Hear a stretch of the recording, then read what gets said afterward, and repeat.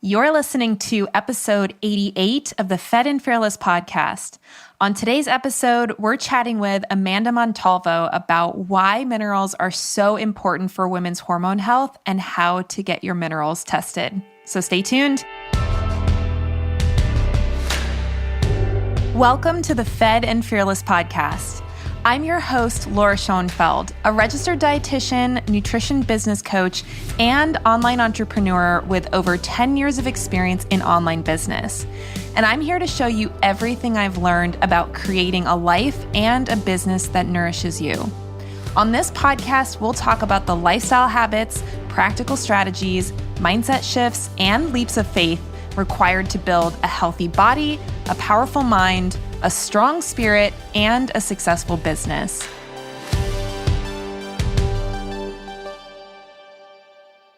Hey everyone, welcome back to the Fed and Fearless podcast. I'm your host, Laura Schoenfeld, and today's episode is super interesting. It's definitely something that we've never talked about on this podcast before, and honestly, there's a lot of stuff that I learned from the conversation as well. My guest today is Amanda Montalvo. Amanda is a women's health dietitian that helps women get to the root cause of hormone imbalances and have healthy menstrual cycles.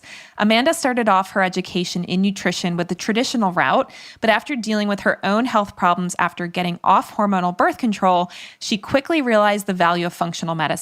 After healing her acne, balancing her hormones, and learning the value of her menstrual cycle, Amanda found her purpose to help women create a body in balance and to not settle for anything less. And Amanda is one of my incredible mastermind clients. We've been working together for close to 2 years now, and it's just been such a joy for me to get to see the work that she's doing in the world. I am just so impressed by the way that she sees things, the level of research that she does on these topics. I kind of joke that she knows way more about this stuff than I do, which, I feel like I know a lot about nutrition, but Amanda just always blows me out of the water with her knowledge on nutrients, micronutrients, and things like minerals. So I was super excited to get to chat with her today and to learn a little bit more about the minerals question. And honestly, I think you guys are going to really enjoy this episode and learn a lot, whether you are a nutritionist or dietitian, or if you are somebody who is just interested in learning how to get your health back on track and to have the healthiest hormones possible. So this episode is awesome. I can't wait for you to hear it. And without further ado, here is Amanda Montalvo. All right, everybody. Well, I am so excited to finally have on the show Amanda Montalvo. Welcome to the Fed and Fearless podcast, Amanda. Thanks for having me. I know we've been trying to plan this for over a year. I know. It's funny because this is going to be episode 88, and I feel like you should have been in the first 10 episodes. So I'm just glad that we can finally get you on. You're very busy, got a lot of stuff going on right now. And some super exciting things that we're definitely going to be able to talk about today. But for our audience, if they don't know who you are, please tell us your story about how you became an expert in women's hormonal health. Yeah, so it started when I was in college, and it's so funny because when I talk to my fellow RD friends, a lot of them that are also in women's health, we have a very similar story. I just stopped taking hormonal birth control because I was an athlete and I felt like it was making me not recover as well. And I was doing some research on it and learning about it in school. We were learning about the depleters, what the pill depletes in the body. And I was like, wow, I had no idea that this was a thing. My doctor never told me this. And when I realized that, I was like, I'm actually not ovulating or making hormones at all. It really freaked me out. And so I stopped taking it, thought, I'll be fine. No big deal. And then I didn't get my period for 8 months. My skin, I already had kind of bad skin, but it went really crazy. And they diagnosed me with PCOS, but in reality, it was post-pill PCOS. So I didn't have it previously to taking the pill. But yeah, it was this whirlwind of I had no idea what was going on. I thought I was so healthy. I stopped taking the pill. And then whenever I had questions from my doctor, it was basically your options are to go back on the pill or to not, and then I can't help you, and I get it. I understand that they're not well-versed in any sort of care that's not medication, unfortunately, but that's really just how it was. And my gynecologist wasn't helping me. She was very upset that I stopped taking the pill and tried to scare me into thinking I was going to get pregnant immediately. as if I don't know how to use a condom. Like, it was a very bizarre situation. I was like, I don't think this is how you're supposed to be talking to a patient, but okay. So yeah, I was like, I just started learning and reading as much as I possibly could. At the time, I was in school to be a dietitian, but I was very sports medicine and sports nutrition focused because I was like, that was what I was an athlete. That's what I thought I was going to go into. And then I just got obsessed. I was like, no one knows this. I started talking to my friends about it, and they're like, what? I'm taking the pill too. And like, I have all these terrible reactions, and I had no idea that could be coming from the pill. And it just kind of lit a fire under me to want to share that with more women. And so I kind of switched my focus, and that's really how I got started. I'm actually really surprised that you were learning about birth control, depleting nutrients in your dietetics program. Because as far as I remember, I mean, it seems like it was a million years ago, but I don't really remember learning that. I don't know if you feel like you were at a more progressive program or something, or if it was just like... Do you remember those little books? It's like the nutrition and medication interactions books. Oh, yeah. So it's in there. Oh, and that's so funny. They're all the depletions and stuff are in there. And I remember I don't even remember, it was like some case study or something. And it was like my professor said it in passing as if it was common knowledge that if you take the pill, you should take a multivitamin. It's not like she was like saying anything like profound of how like this is terrible, it depletes all these nutrients. That's when it clicked in my brain of like, whoa, what? Yeah. I never was told that. Yeah. I was on birth control for like a hot minute when I was 20, I think. So I don't even think I ever took it long enough to really create any sort of problem. But it is kind of nuts how common this story is. And, you know, even just like with the athletics piece, I'm sure there was some things there that maybe were getting masked where maybe there was some depletion for other reasons that wasn't really getting shown. So, you know, definitely a very common story. And actually, speaking of depletion, I know that the main topic we're going to cover today is minerals. And minerals are something that I know you would agree are not talked about as much as they probably should be. I mean, obviously, we learned about minerals from like a big picture perspective in, you know, our dietetics degree, but I don't personally feel like I got the level of depth of knowledge about them that I think would be really valuable. And I'm sure a lot of our listeners, whether they're a dietitian, nutritionist, or just somebody who wants to get healthy, they probably don't know a lot about minerals and the importance of them either. So I would love if you could just share with us, first of all, why are minerals so important for women's hormone health? And why is this something that you've gotten so passionate about sharing? Yeah, I would say, I think the reason why they're so essential is because they're really just cofactors. And if all a cofactor is it's helping kick off a reaction. So it's like how a spark plug works in a car. That's what's going on with minerals and then different reactions in the body. And it's like we definitely learned some of this in biochemistry, but I mean, I never learned about magnesium, which just blows my mind because it's a cofactor for over 3,000 reactions in the body. So without these cofactors, minerals, we just have a hard time running like all engines, right? Like firing on all cylinders. I'm using all these. If my husband listens to this, he's going to be like, you know nothing about cars. Please stop. Well, the good news is that most of our listeners probably don't either. So they're like, yeah, I totally get it. Spark plugs. Oh my gosh. So funny. So without them, it's not that the reactions don't occur. It would take very severe depletion for that to happen. But I think as soon as we start seeing symptoms pop up, it's like people always want to know, like, what do I do for this symptom? I'm like, that could be from anything. You know, that could be literally from any imbalance or deficiency in your body. And I think that when it comes to minerals, that's what I often see. And when I started focusing on them with clients, obviously it was a big part of my story because birth control has a whole effect on our minerals, especially copper and iron, the two big ones. And that's why I think so many women deal with estrogen issues post-birth control, because it really just throws it off. And then I got the copper IUD. Genius, right? Well, because you know you were going to get pregnant if you even looked at a person. That's literally how my doctor made me feel. I was like, this is awful. I think I was 20 at the time. So I was definitely not ready for kids yet. I was still in school.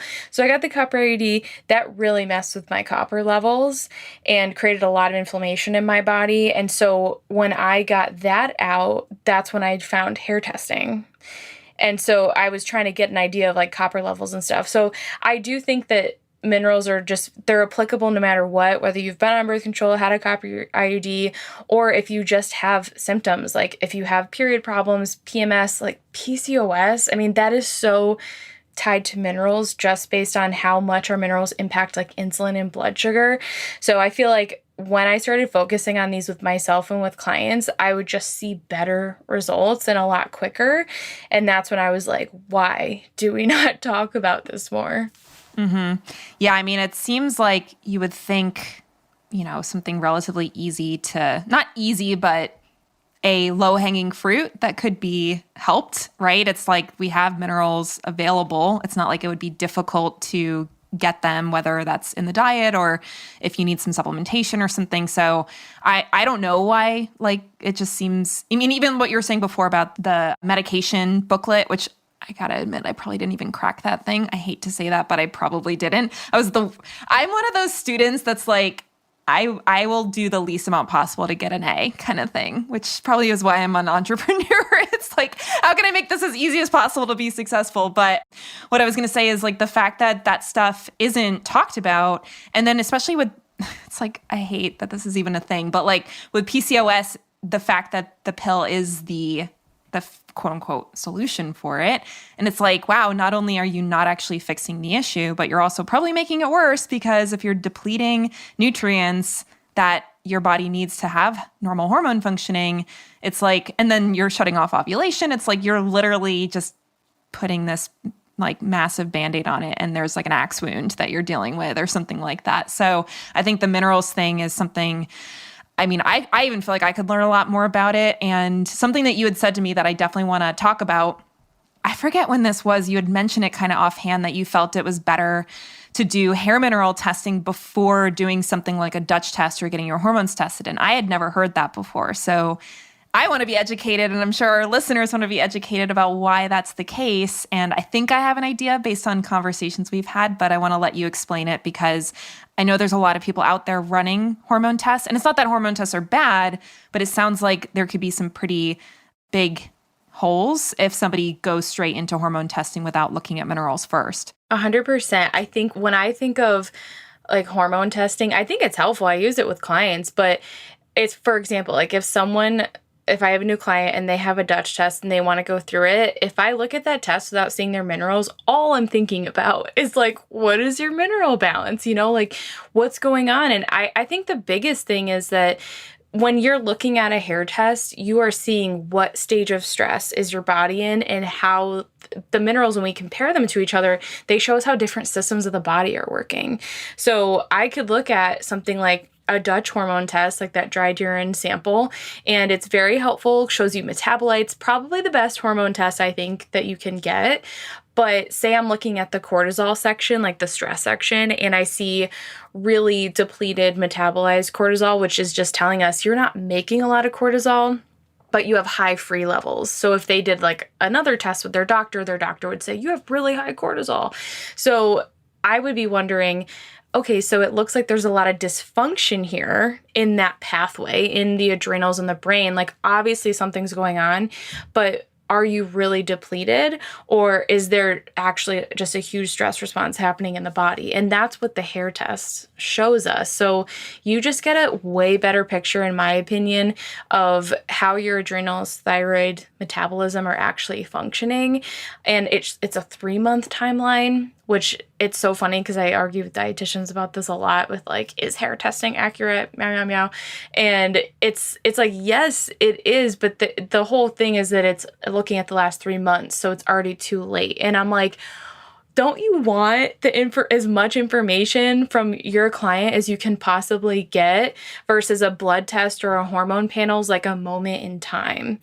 So that's like, I think a huge advantage, but it's really showing you the why. Like, why do you have that hormone result? Mm-hmm. I would imagine, and you can tell me if I'm like way off on this, but it's kind of like only testing glucose versus also looking at hemoglobin A1C. It's like neither of them 100% on their own is like a perfect measurement. But if you have both of them together, like, a snapshot of your glucose, it could be high because you just ate. It could be low because you like didn't eat and you were fasting for a long time or something like that. And if you don't have the hemoglobin A1C to also look at, it's hard to know, like, what is this telling us in the bigger picture? Is that an accurate metaphor? Yeah, and that's the same thing with, I mean, you get a lot of information on the hair test. I think that's why it's difficult to read. You have to really learn how to interpret it because you're looking inside the cell. Whereas, most dietitians and nutritionists, we are not used to reading that type of test. We're looking at extracellular fluid on blood work, or we're looking at hormone metabolites on a Dutch test or like a stool test. They're very straightforward, whereas the hair test is a little bit more nuanced. But I think as long as you can understand the stages of stress, we've got that alarm stage of stress.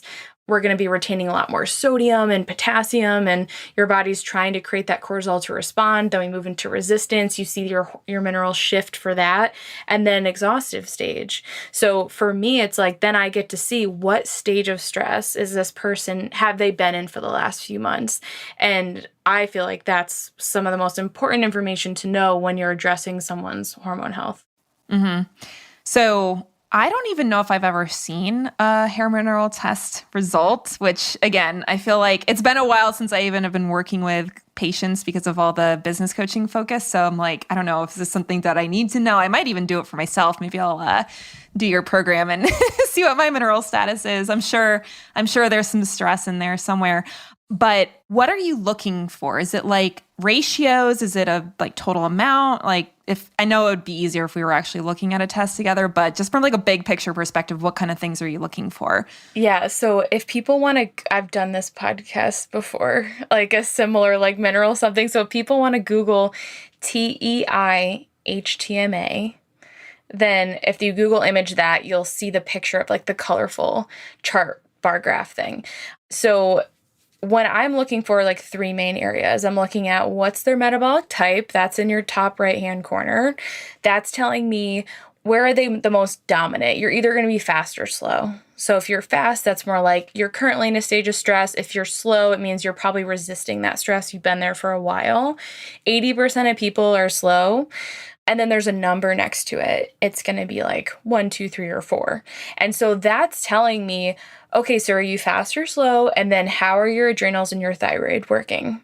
And that's kind of the first part. A lot of people like to, they get very caught up in their metabolic type. They're like, I'm slow. I'm going to adjust all my food. There's certain like metabolic typing diets. I don't believe in that because again, this is your stage of stress. This is not, you're not a slow forever. It's just where you're at right now. And then the other big piece I'm looking at is just that main big purple chart on the first page. And that is telling us your macro minerals. So like the first 4 minerals listed on there, your calcium, magnesium, sodium, and potassium. Those are the most important because we have those in the largest amounts and they impact all the rest of our minerals. And then your ratios. And so that's on the second page, top left-hand corner. Do you know how funny this is? People are probably like, why does this lady have this whole test memorized? No, I get it. I mean, I think I memorized all the different sections of the GI map just to be like first it's the the core pathogens, and then it's so funny. You look at enough of these, it's like you probably can't help but be I know memorized, imprinted in my brain. Dreaming about it. There's so many boxes on that test, so it's like you really just want to look at the main box, the significant ratios on the second page is a little purple one. And you'll notice that purple box, the ratios, it's all made up of your macro minerals. So your calcium, magnesium, sodium, potassium. So when you first get a test done, that's your focus, right? A lot of people want to look at all the minerals and they're like, what does it mean when this is out of balance or this is low? There's helpful markers, but on the first test, you want to understand where are my macro minerals at? And then when you compare them to each other, you start to see the different systems of the body, like your calcium phosphorus, that's your nervous system ratio. Are you more parasympathetic, so stuck in that rest and digest state, or are you more sympathetic in that fight or flight state? And then that adrenal ratio, I feel like that's the most helpful for a lot of people, your sodium, magnesium. And this is where I would compare to your Dutch test. Is your ratio very low? Because the lower it is, the more depleted you are. And it almost always lines up with what their cortisol and their Dutch looks like. Or is it really high, showing that you're actively in a very stressed out state, your adrenals are pumping out lots of cortisol. So you get the individual levels, and then you want to always go back to your ratios to kind of better understand where you're at. Gotcha. And so you said with adrenals, it's the sodium to magnesium ratio? Yeah. Huh, that's interesting. I almost would have thought it would be like sodium and potassium, but like I said, I've never looked at one of these tests before. I mean, it does. Your sodium potassium definitely is impacted by your adrenals, but the first mineral that we burn up during that stress response is magnesium. Is magnesium. Yeah. And I'm just looking at an example one. And so there's like a reference range. And so if you're like, you can look at the absolute reference range. Is that correct? Like if it's low on the reference range, it would be considered low. And then you can look at the actual ratio to also give information. Yeah, and like when you're looking at your main minerals on that big box, you really like some of them high levels mean different things. So like magnesium, for example, you are using up a lot of magnesium if it's high. People immediately see magnesium high and they're like, oh no, I got to stop my magnesium supplement. It's like we don't want to stop that. If anything, you want to keep taking it because eventually when a mineral is high, because it's leaving the cell, remember it's intracellular, then it'll be depleted. So the goal is to avoid that. So if you were looking, let's just talk about magnesium. If you're looking at this chart, the reference range, if it's high, you're potentially depleted. And if it's low, you're potentially depleted. Yeah. And magnesium is an interesting one. And a lot of it comes back to your type too. So like usually if you have high magnesium, you have high calcium, and that would be a really slow type because calcium is very sedative and it slows down your metabolism. And so that person needs more sodium and potassium because they're losing a lot more of it and their levels are typically low. And so that's when you would want to focus on, okay, I'm going to really work on getting foods that are really rich in potassium and generously salting my food, stuff like that, adrenal cocktails to boost those. Interesting. So, okay, just to make this a little bit more practical for the non-practitioners amongst us, what would be some signs and symptoms that would tell someone that a hair mineral test would be a good step for them to take? I think that if you have symptoms that are popping up, whether it's like period related, maybe you have cramps, maybe you have a lot of fatigue leading up to your cycle. If you have a thyroid health history or a concern, like maybe you get your thyroid labs done and they're normal, but you're like literally have every symptom of hypothyroidism, or if you have PCOS or endometriosis, headaches, migraines, like any symptom, I think that hair testing is the best place to start because then you're going to get to see, okay, what stage of stress am I in? What systems in my body are being the most impacted? And then what do I actually need more of? Like so many people ask me about supplements and I'm like, I literally don't know what you should be taking. I don't know what foods you should be prioritizing. Like everyone's so unique. And I think that's the cool part about the hair test is that if you feel like you don't know why you're taking the supplements that you're taking, you're not sure if what's helping, and you're feeling like maybe you're somewhat healthy and you're eating well, but you don't know what to focus on, then I think the hair test can be really helpful. Mm-hmm. And I know that, with minerals, there's all these like multi-mineral type of supplements. What's your philosophy on those? I say food first is the most ideal. I think magnesium's the hardest one to get from food. That's just not as high of levels. But I mean, there are so many mineral rich foods. And I think when you look at food first, then you also, a lot of questions. It's so hard to know like what's the best way to eat. I feel like it's very obvious, but for the most part, like in general, I think we should have a mix of animal and plant foods. But there's a lot of confusion and question in the hormone health space of like, do I do a plant-based diet? And I'm like, let's look at your hair test, because honestly, that really opens up a lot of opportunities for people when they're kind of like, I've been doing this and I'm not sure if it's the best for me.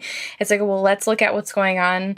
And most often when we're like, okay, you're really low in copper, or your iron's out of balance, or you need more vitamin A. It's like, where are you going to get those? Animal foods. And you want to do food primarily because it's balanced. So like whenever I post about copper on Instagram, everyone's like, what copper supplement? I'm like, none. Please do not supplement with copper. You always want to look at nature because if we look, it's balanced with zinc and selenium and other minerals because they all impact each other. So if you start megadosing on like a vitamin or mineral by itself, it's going to lead to imbalances in other nutrients. Mm-hmm. And I remember we were talking recently about iron, and I'd love to tap into that a little bit because this was kind of like mind-blowing for me. Again, I don't think I have anywhere near the level of research hours as you do on this topic. And I feel like it's really drilled into our heads, not only in dietetic school, but also just as women. I feel like of all the nutrients, iron's like the only thing we ever get taught about, because it's like, don't, make sure you're getting enough iron, blah, blah, blah, because you're a period. So I would love to hear you explain just the basics of, because you have I don't want to call it a controversial opinion, but maybe it would be controversial for like comparing it to what most of us are taught about iron. So talk to us about, I'll just open it up and say, tell us about iron. So like, I believe that iron deficiency is not a real thing. And I do think that is controversial, especially as a dietitian. We just absorb so much iron as women. And I think maybe if you're not eating any and you're bleeding heavily, it could be a concern. But our bodies recycle iron. And I think this is the part that allows this to make sense for people when they're like, what? Like, I've been supplementing with iron forever because if I don't, I feel fatigued or my hair falls out. Usually iron supplementation does not actually help people, but prioritizing iron-rich foods does because they contain copper and vitamin A. And so when we think about iron, a lot of us are told as women, like, you have iron deficiency anemia, your levels are really low. Usually that's based off of ferritin. So if you've ever had your blood work done, you see low ferritin. We don't want ferritin to be high because most ferritin should be inside our cells. So if it's popping up in our blood, it's like, hey, this is actually a sign of inflammation. And our bodies are so smart and iron is so important for us that we actually recycle it. And so when we see symptoms of iron deficiency, whether that's like fatigue, not sleeping as well, really heavy periods, that is most often because your iron recycling system isn't working properly, because we actually recycle like over 20 milligrams of iron a day. And women, we absorb a lot more, especially during our menstruating years. And so that's why our RDA for iron is actually a lot higher. It's like double that, at least, of men, because they don't absorb quite as much iron as we do. But we bleed every month. And so that's how we are detoxing and getting rid of excess iron. When we are not bleeding, like I just think I've had so many clients with PCOS, irregular cycles, their iron is low, and then they're taking iron, they feel worse, they're so inflamed, and it's like they're already accumulating more iron because they're not bleeding every month. So the way that iron works in the body is that we have a recycling system. Copper and vitamin A are what powers that recycling system and keeps it moving. I think most people struggle with iron issues because we don't eat copper and vitamin A rich foods in our diet anymore. So think about beef liver, like cod liver oil. So many people are not getting these foods in. And then if you equate a plant-based diet, like those are the people. And I get people that comment on my posts on iron and they're like, I'm vegan and my ferritin's like 400. And I'm like, that's not a good thing. Like, that means that you've accumulated so much iron because you're probably so depleted in vitamin A, especially. And so there's a lot of dysregulation there. So I think that the confusion is we look at things like iron as like, I'm going to do a blood measurement. And if it's low, it's low. And if it's normal, it's normal. And in reality, like our bodies are so much more complex than that. And so if we kind of take into account that like minerals are cofactors, we have this iron recycling system that requires other nutrients that we did used to eat on a regular basis, it's just a lot less controversial and less confusing. And there's so much science around this. Like there are iron researchers in other countries that are like, the US doesn't recognize this iron recycling system. Like, what's going on? This is old news. Yeah. Oh my gosh. And then that just makes me think about like prenatal supplementation and how not only is usually, like 27 milligrams is usually how much iron is in a prenatal. And then there's usually, unless you go for a better brand, and maybe we can talk like very briefly about your perspective on like prenatals and in general, but most of them don't have preformed vitamin A in them. So like you're getting a bunch of beta carotene and then like a ton of iron, probably not the best thing for pregnancy, I'm going to guess. What are your thoughts? And then you're not bleeding for 9 months. Yeah. It's just, there are a lot of companies now though, and some like Full Circle, theirs is iron free. People are catching on to the iron thing. I think in the functional space, it's more well known because we know that iron feeds pathogens and then it can create more inflammation in the body. Somehow, it's just the measurement of it is not like fully understood. So there are some prenatals that are iron free, and I think it's becoming more kind of common because people are seeking it out.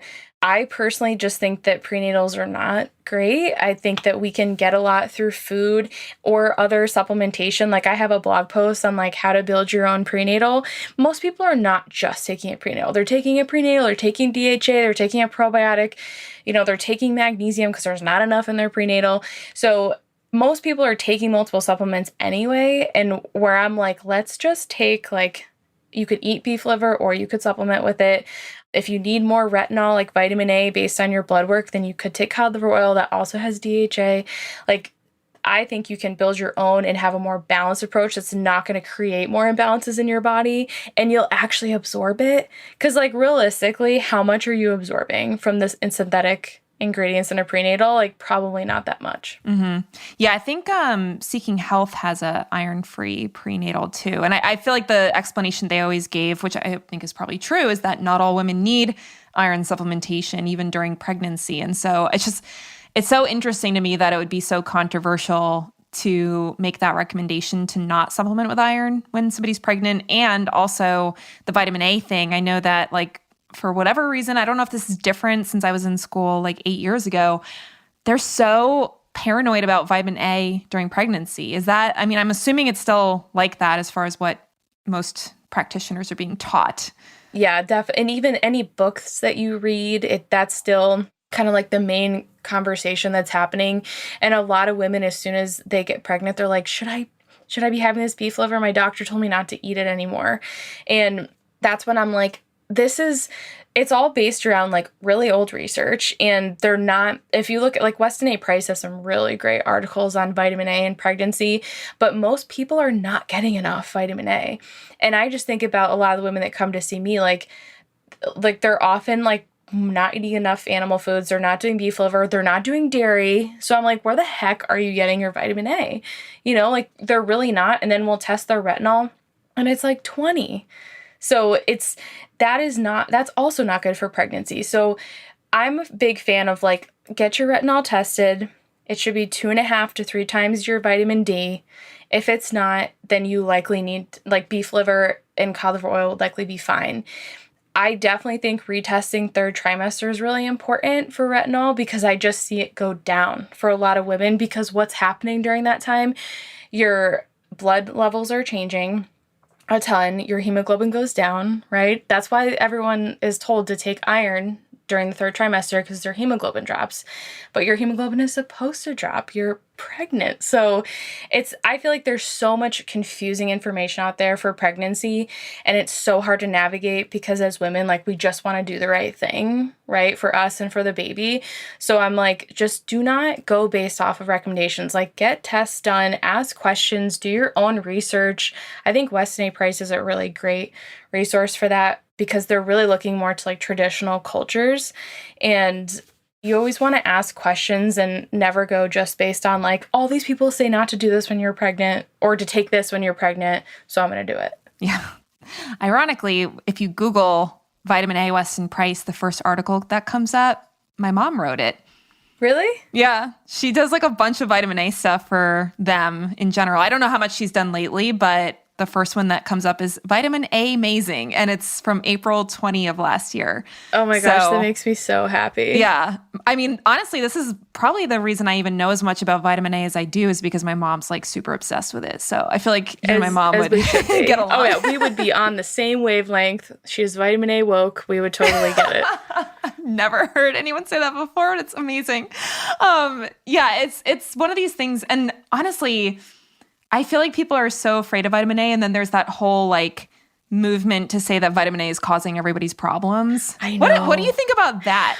Oh my gosh. I've read a few blog posts that people have sent me on that, and I'm just but they don't know anything about minerals. They're not addressing any minerals. And so I'm but if we need vitamin A to take copper and use it in the body and keep our iron recycling system going and to make energy, copper's how we make ATP.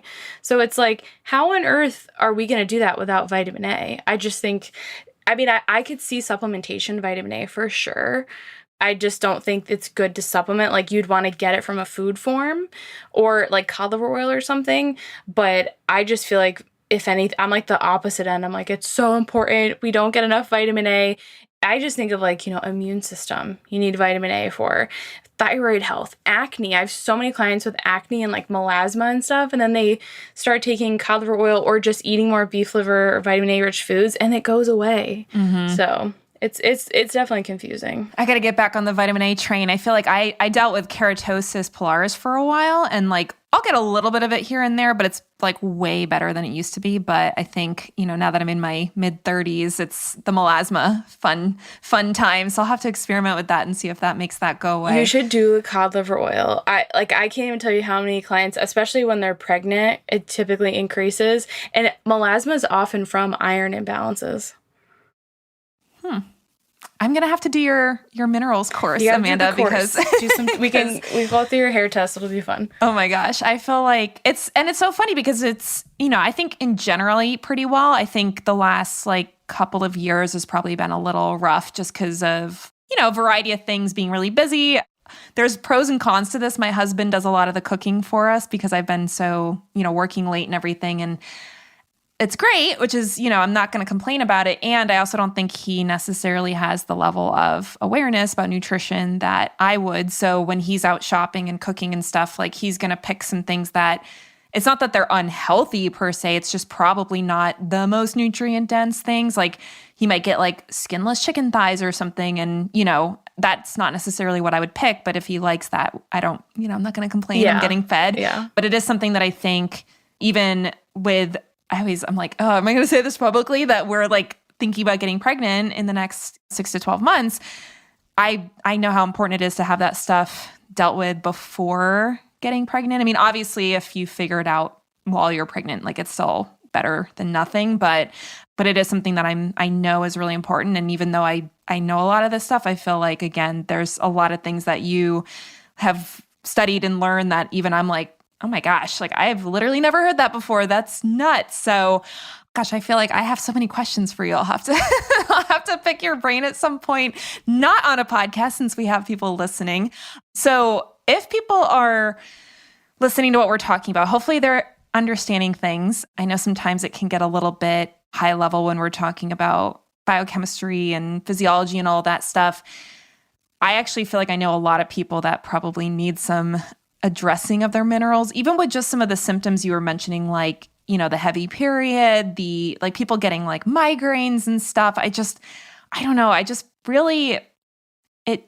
is so confusing to me how people have these kind of chronic conditions that I think people just think is normal to have these, like, oh, I just get migraines. It's like, that's not actually normal to have migraines. And I wouldn't be surprised if that was highly related to mineral status. But just how many people are experiencing these symptoms that it seems like the micronutrient piece is huge. Maybe it's not 100% of it, but so huge. And we know that our American Western diet is like really bad. Like even when people think they're eating healthy, it's like not actually that healthy. So if somebody's listening and they're like, I need to do something about this, or I want to do something about this, where would their starting point, or like what would be the first step for them? I would say if you don't follow me on Instagram, just start following Amanda. An abundance of free information there. It's Hormone Healing RD. So I would say start there, start learning. I have like a copper highlight, an iron highlight. I've shared so much free information. And from there, like I've done a lot of mineral testing with clients, and I used to do these like results review options. And I was like, I need to make this into a course because there's only so much you can go through with a hair test in a session until someone's brain is going to explode. And so the course, I made it and it breaks down each section of the test. You understand it better. You can go at your own pace. But yeah, the Master Your Minerals course, if you're like all in, like I know some people they don't need to do more research. They're kind of like, I know that I need this. That allows you to walk through how to interpret your hair test, but also order a hair test. So once you purchase it, you can go in, buy your hair test, we'll send it to you, and then we'll email you the results once they come in, and you can kind of walk through based on your test results and understand, okay, what's going on with me. I think it can feel overwhelming with the whole mineral talk and like micronutrients, but honestly, it all relates back to stress and symptoms. So when you go through your results, it's pretty easy, and I have you like make a stress journey of like through your life, what's been going on, what's going on for the last 3 months. And if you do that and you have your hair test and you go through the course, I feel like it's easy to understand. And then we go through, based on your results, where should you start? Like, here's things everyone should do. Here's things that you should do based on your specific results. And then it's something you can use in the future. It's like you should be able to like implement things for like 4 to 6 months, redo your hair test, see what changes have occurred. And so if you like want to get pregnant or you're postpartum, I feel like it's a tool. Like, I know I'll personally use it for myself and with clients long term, and I just wanted other people to be able to do the same. Yeah. Well, I can only imagine like, once you understand how to read the test and how to apply what you're seeing to lifestyle changes, it's like you could just keep coming back to it. And obviously getting a new hair test, like you're not going to be like, oh, my hair test from 3 years ago, like what else can I do with it? It's like, no, it's time to update that. But just being able to have that as a source of information and being able to make decisions based on that information and adjust things. And I mean, I think some of it, like you said, is probably universal. I'm sure there's a lot of stress management stuff that it doesn't really matter what your mineral status is. Like, you could probably benefit from some big changes to stress management, but especially with like food and stuff, knowing what to emphasize and what's important, I think is valuable, because sometimes it can be really overwhelming when you're like, I got to do all the things. I got to eat the liver and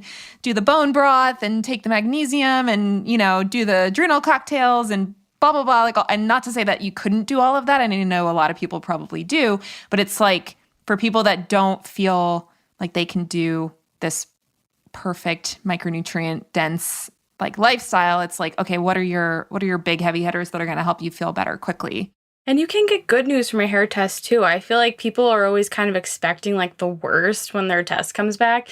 And I feel like it's so important to highlight like, these are the things that are going really well for you. Like, your magnesium is literally perfect, or your potassium's not that low. I see low potassium just all the time. So I think it's important that, yes, like you kind of see what's wrong and what's out of balance, but you also get to see like, oh, like look at all my ratios that improved on my retest, And I would also say like, it is a piece of lab work. It's not everything. So you always want to pay attention to how you feel. But yeah, I think to me, it's been like an invaluable resource, and it's not an expensive test, which is really nice because then you can do it over and over again. Mm-hmm. When somebody does a hair minerals test, is there like a delay that they should wait until they would do something like a Dutch test? Like, how does that stack as far as the timing is concerned? I do the hair test first, and then I usually wait like at least like 3-4 months because, it takes 100 days to see that change in your hormones, just because the Dutch test is expensive. And it's like if you do it in the beginning and then you do it again at the end, I mean, that's like $800, whereas you could just do your hair test, and then after you've seen some change, gone through a protocol, then you could do your Dutch test and have a better understanding, because most people are wanting to see, okay, where are my hormones at now? Like what should I really be kind of focusing on, especially if like fertility is a concern, or if maybe you have like PCOS, endometriosis, or you've had low progesterone previously and you want to see that difference. I usually say give yourself that like 3-4 months timeline. Yeah. I mean, it's interesting. Like I said, I've never done a hair mineral test for clients, but one of the things I used to do is really make sure we were looking at like total calorie intake, macronutrient balance, general micronutrition, like just from a, what is your dietary diversity looking like, exercise habits, all of those lifestyle habits before doing the Dutch test, because there is so much stuff that can really be dealt with without that information. And like you said, I'm not anti-Dutch test. I like them. I think they're very, really valuable. But, if somebody is under eating, overtraining, not eating enough of those micronutrient dense foods, super stressed, it's like, there's enough information just from that intake form that it's like, I don't necessarily need to see your Dutch test results to give you some starting point. So I think just having kind of the baseline of like, what are the really low hanging fruit changes that can be done first. And then if you're going to invest in that Dutch test, great. Like, again, it can be super valuable. It's just, if you have all of those things that are foundational issues that are a problem, it's like, well, why not just fix those first, see what happens? And then if you get the Dutch results later, then there might be some like tweaks or, maybe there's like detox pathways that need support or something like that, but you don't need to we know your hormones are screwed up if you're living a pretty normal American lifestyle, unfortunately. Yeah, definitely. And I think too, just think about it. Some people need to see the data, and I get that. Like, some people are very data driven and they want to see the before and after, they want to see the change. But I get a lot of people that are like, I'm trying to be the smartest as I can, like with my finances. And I also want to be able to invest in like food, certain supplements. So I think it can feel a lot less overwhelming and less stressful, because the last thing you want to do is add more stress with another test. So yeah, I think it's a good place to start. Yeah. Well, and even if somebody has a lot of disposable income, like, don't spend $400 on something that isn't helpful information yet. Yeah. Right. Yeah. I mean, like, you don't have to necessarily be on a budget to make a wise choice around timing of testing and that kind of thing. So I do think making sure that the testing is used at the appropriate time is valuable for everyone, whether or not it's like wasting $400 on a test that you're like, this isn't really going to help. Like, my philosophy around testing was always, is this going to change what we do with your protocol? Maybe we would throw in something like, calcium D-glucarate or something if they're like estrogen is super high or something. But honestly, most of the time it was like, we have a lot of stuff we can work on. We can do that test later if necessary. 100%. Yeah, I couldn't agree more. So all of that said, I feel like we could talk about this stuff. And there's so many, I watch your stories and stuff sometimes because it's like, I just learn so much from following you on Instagram. And like, there's times where you'll say stuff, I'm like, oh, I feel like I want to ask her about that. But then I also don't want to like annoy you via DM or something, because you have so many followers and I'm sure you get so much messages. But there's always things that you'll say, like even recently about castor oil packs. And you had said something recently about not using those during your period. I was like, wait, that's like literally when I use them. Is that so? That's bad. It's controversial. Like, because castor oil, because it could technically thin your blood, and they think, doctors were kind of like gonna bleed out. That's not gonna happen. Queen of the Thrones, she's like the queen of castor oil packs, in my opinion, and she's got the great kit and stuff. So she says it's fine. A lot of like ancient medicine says that it's fine. I would just say like, it depends on the person. I have some clients that cannot sleep during their period. Like, they'll wake up a lot unless they use the castor oil pack. So I'm like, obviously you would want to use it. It's just not always recommended. And for Chinese medicine, like, it's just like how it impacts like your warmth versus coldness and everything during your cycle. I think it depends on the person. That's just when I clean mine. I'm like, when do you clean your castor oil pack if you don't clean it at that time? But yeah. I just find it was so helpful for cramps. Like, and I don't get a ton of cramps, but sometimes I do. And like, if I put that on and then put like a little bit of heat on it, it's like, it's so good. And so when I saw that, I was like, oh no, what am I doing it 100% wrong? It's like, how do you feel during your period? Like, you're a healthy person, so you're resilient enough where it probably wouldn't lead to any issues. Like, some people can only do a castor oil pack for like an hour because they get such a strong detox reaction. Yeah. So I think it kind of depends on the person. I have plenty of clients that do it during their period. Like, I personally don't, because that's when I wash mine and then it takes forever to dry. But yeah.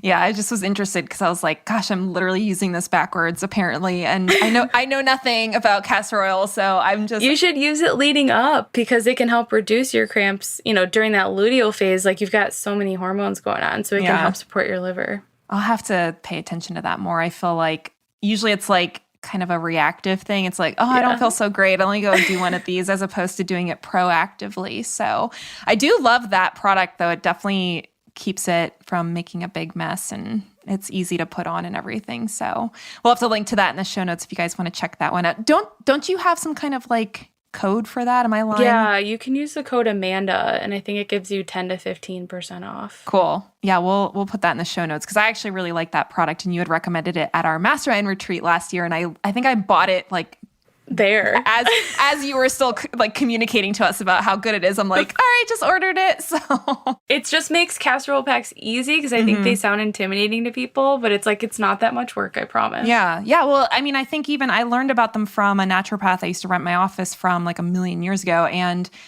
just it sounded so messy, and I was like, that just seems like really unappealing. But honestly, I'll like lay on our couch with it, and as long as I have a towel, so it's not like.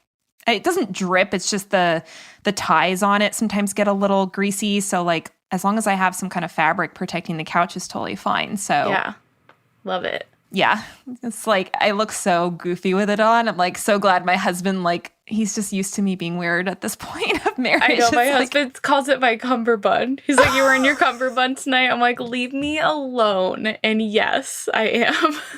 It's like, do you want one? I'll buy one for you, honey. So anyway, I feel like obviously we could talk about this stuff for a while, and I want to give you the opportunity to share about the program because I think based on the day that this podcast is coming out, it's officially available for people to enroll in. So you want to just tell our audience about the course that is releasing today? Yeah, so it's called Master Your Minerals, and we'll definitely be sharing about it on our Instagram. You can go to hormonehealingrd.com and find it. But it's really that self-paced version of walking you through your hair test. It's what I do with clients, but in short, easy to digest, like video format with lots of great visuals. And it'll just make you understand not only like what your test results mean, but what actions you should be taking based off of that. And of course, it gives you the ability to order a hair test since you would typically have to do that through a practitioner. But I can't stress enough how, like, if you are on a healing journey, you're feeling a little bit lost, or maybe you're just getting started, you're struggling, I think that it can provide a lot of clarity and just allow you to feel more confident in the decisions that you are making. So I'd love for you to check it out. Yeah, just Master Your Minerals. You can find it at my website and on my Instagram. Awesome. Well, we'll link to that in the show notes for this episode. And again, so this is going to be episode 88 of the Fed and Fearless podcast on lauraschoenfeldrd.com. So we'll make sure to link to that. And of course, if you follow Amanda on Instagram, I'm sure you will see lots of excitement and anticipation around the launch since it is officially open today. And I'm just super excited for this because I feel like, you know, obviously we've kind of talked about it from a organizational, like, launching perspective to get this thing out into the world. But as far as I know, and you could correct me if I'm wrong, I don't know if anything else exists like this at this point that people could even do as like a consumer. Is that accurate? I mean, I've never seen one that's client facing. So there's a lot of, and that's like one thing to note. This is for just like the regular person. It's not for practitioners, although like my pre-enrollment's like half practitioners. So you could definitely take the course if you are like a dietitian or a nutritionist, but it's meant for the client. And so I've never seen anything like that. And that's why I was doing the results review option. And then I was like, I have to make this into an easier option for people. And yeah, I haven't seen anything like it out there. Well, that's amazing. I always feel like getting the first thing on the market that exists is always like a really exciting thing to do as a business owner. So I'm so excited for you. And I think this is going to really be a huge game changer for people. So definitely, if this is something that you're interested in, go check it out. I'm sure I will be participating because I want to learn about this. And I'm like, I got to go get my hair test done because it's just not, I've never done it before. So it sounds like something that would be super valuable. So anyway, Amanda, thank you so much for your time and your expertise. I always learn so much from you. So I had a really good time chatting with you, and I'm super pumped to see all the hormone healing that people get from this new course that you have going on. So thank you. Thanks for having me, Laura. It was fun. Awesome. Well, thank you to all of you for hanging out with us. I know you found this valuable as much as I did, and we will see you here next week on the Fed and Fearless podcast. Take care, everybody. Hey there, Laura here again. Are you a dietitian or nutrition entrepreneur who wants to start or grow an online business? Are you feeling stuck, frustrated, or even downright scared to take the next step towards your dreams of entrepreneurship? Trust me when I say that I've been there before too, and that you are not alone. I've been running my own online business since 2014, and I started my website and blog just about 10 years ago. And over the past decade, I've learned a lot and made a lot of mistakes when it came to creating the multiple six-figure business I now run today. And if there's one thing I've learned since starting my business, it's that you don't have to figure out how to transform your knowledge, expertise, and passion into profitable online courses, digital products, memberships, and coaching services on your own. Now, contrary to popular belief, becoming an in-demand expert in your nutrition business isn't about being egotistical or selfish. It's about having a deep commitment and a burning desire to help others. And if you're not growing your business successfully, There are hundreds and maybe even thousands of people out there who are missing out on the opportunity to get the amazing help and support that you were born to provide. You're here for a purpose, and if helping people improve their health by running an online business is one of your purposes, then I have an exciting opportunity that'll help you build your business even faster and easier than ever before. My world-class business coach, James Wedmore, is going to be opening the door soon for his game-changing online program called Business by Design. This program helps struggling service-based coaches and course creators transform their businesses from the inside out so they can experience the time and financial freedom they desire while having a bigger impact on the world. In this one-of-a-kind program, James shows you exactly what keeps most business owners stuck and struggling and coaches you through the 5 key areas that you need to focus on to overcome whatever is standing in the way of your success. His program also provides a wealth of how-to and instructional content that'll help you execute every important task in your online business, from running a launch successfully to hiring your first VA and everything in between. I consider BBD my business Bible, and I've seen health and nutrition entrepreneurs become wildly successful in their online businesses through applying what James teaches, both from a strategy and a mindset perspective. And these kind of incredible results are possible for you too. Now, if you don't know James Wedmore, he's a self-proclaimed serial entrepreneur who has built multiple 7-figure businesses in multiple niches. He's also one of my favorite coaches and mentors and has helped me completely transform my mindset around business so I could grow my income and my impact while also working less and enjoying life more. The financial and time freedom I've experienced has been life-changing. And I want you to have that experience in your business as well. So if you're ready to start taking charge of your business and your life, go to lauraschoenfeld.com/BBD waitlist. That's BBD WAITLIST. And I'll be sharing more about James's amazing online business program, Business by Design. And if you decide to join BBD under me using one of my affiliate links, you'll also receive bonus coaching from me, plus additional training content covering tools and strategies that are specific to nutrition and dietitian entrepreneurs who want to start, grow, or scale their business to 6 figures and beyond. These bonuses are my gift to you absolutely free when you enroll in Business by Design using my affiliate link. So don't miss your chance to learn the business strategies that have changed my life and the lives of thousands of online entrepreneurs. It's time to step into the role of confident nutrition CEO in your online business. And I can't wait to support you on your journey to becoming the successful nutrition entrepreneur that you were born to be. Go to lauraschoenfeld.com/BBD waitlist to learn more, and I'll see you inside the program.